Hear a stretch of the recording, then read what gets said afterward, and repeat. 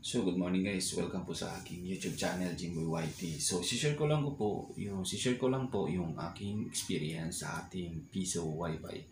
So, ito po yung aking Piso Wi-Fi. So, bagong setup to siya. So, may problema na ako dito ng ilang araw dahil ayaw tumanggap ng license. So, yung license po, yung pong gamit natin dito is LPB. So LPB po yung gamit natin dito. So sinusubukan itong i-update yung license. So ayaw talaga tumanggap. Ang nakalagay lagi is invalid code. So lagi po talaga.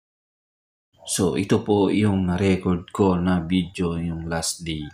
So ito po, pag pumunta tayo dito sa maintenance, yan, kita nyo naman na pag mag-paste po tayo nandito ng license, so pag-activate mo, pag tinap mo yung activate, so maglalabas talaga siya ng talagang lumalabas na invalid code.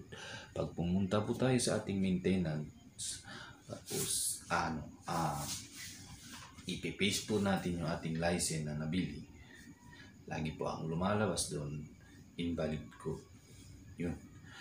So, masakit na talaga ang ulo ko. Bakit kaya ganito? So yung customer dito is pumalit na. Sabi niya, kailan daw daling doon yung order niya, yung order na wifi niya. Sabi ko, ma'am, sige ma'am, try ko lang siguro. Kasi may kulang pa talaga sa unit. So yun, hindi din natin pwedeng dalhin doon na hindi kompleto. Kasi magre-reklamo yung customer. So yun, kanina, pag-gising ko, ng 2:30 AM. Sinubukan ko ulit. Pero bago ko ginawa yun, so may nanood akong video sa YouTube.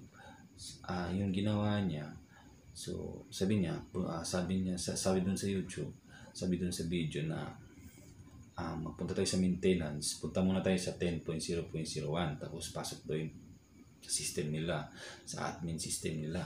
So pagdating dun sa loob, doon na tayo sa loob, punta tayo sa maintenance. So sa maintenance, mayroon dun sa pinakadulo, may doon, OTA picture. Dapat i-update mo muna yon bago mo i-paste yung license sa activation key. So yun ginawa ko kanina paggising ko ng 2:30 AM. Trinay ko lang para baka sakaling mag-congratulation. So yun, trinay ko. In-update ko muna yung OTA picture, tap ko ng yung license ko dun sa activation key.